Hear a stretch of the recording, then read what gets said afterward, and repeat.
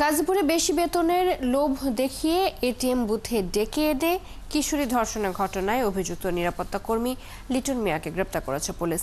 রাত ৯টার দিকে শ্রীপুরের আনসার এলাকা থেকে তাকে গ্রেপ্তার করা হয়। অন্যদিকে হবিগঞ্জে চলন্ত বাসে এক নারীকে ধর্ষণের অভিযোগ উঠেছে।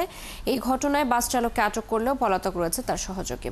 ইকবাল আহমেদ সরকার ও শাকিল চৌধুরী তথ্য ছবিতে প্রতিবেদন। বেশি বেতনে চাকরি লোভ দেখিয়ে রবিবার সকালে গাজীপুরের শ্রীপুরে একটি বেসরকারি ব্যাংকের এটিএম বুথে এক কিশোরীকে ডেকে নেয় নিরাপত্তা কর্মী লিটন মিয়া। এ সময় মেয়েটিকে রেখে তার বাবাকে বাড়ি যেতে বলে সে।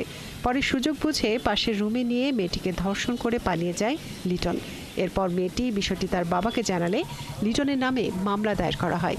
তার বাবা আজিজুল হক সন্ধ্যার দিকে থানায় আসলে এই বিষয়ে একটি নারী ও শিশু নির্যাতন দমন আইনের ৯ রেখে একটি মামলা রুজু করা হয়েছে।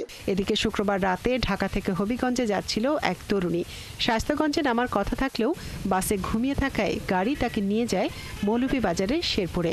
সেখান থেকে মা এন্টারপ্রাইজ নামের একটি বাসে করে বানিয়াচং ফিরছিল সে।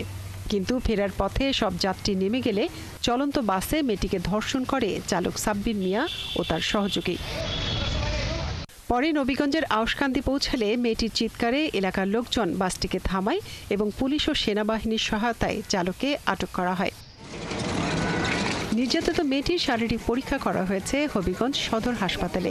তার শরীরে আঘাতের চিহ্ন পেয়েছেন চিকিৎসক। কনসার্ন যে ডক্টর আছেন তিনি ভিকটিমকে যথাযথভাবে পরীক্ষা নিরীক্ষা করেছেন এবং পরবর্তী পরীক্ষা আরও কিছু বাকি আছে। তবে পুরো রিপোর্ট না আসা পর্যন্ত আসলে আমরা পূর্ণাঙ্গ রিপোর্ট প্রকাশ করতে পারছি না। তবে ভিকটিমের শরীরে কিছুটা আঘাতের চিহ্ন পাওয়া গিয়েছে। ঘটনা জানার পর ঘটনাস্থল পরিদর্শন করেছেন পুলিশ সুপার সহ প্রশাসনের কর্মকর্তারা।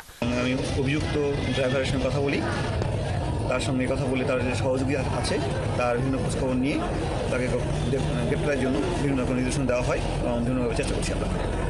আর আমি দৃষ্টান্তমূলক শাস্তি এবং পরিচ্ছন্ন তদন্তের জন্য